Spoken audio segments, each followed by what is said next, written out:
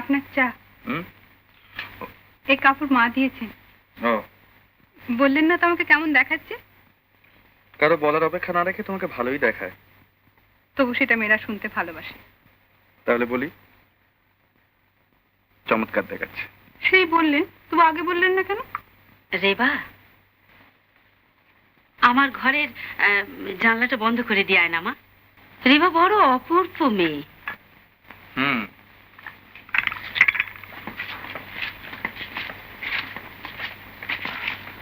আমার আর বাইরে বাইরে ভালো লাগছে না অনিল। সলিল ওদিকে রাগ করে চিঠি লিখেছে। বেশ তো, চলো না কালই কলকাতায় ফিরে যাই। সে ঘরে আর আমি একদিনও বাস করতে পারবো না অনিল। আমি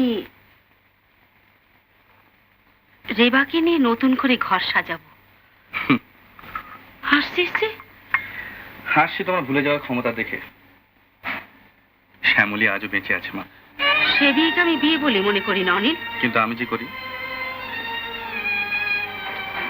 তাহলে রেবাকে তুই বিয়ে করবি নি?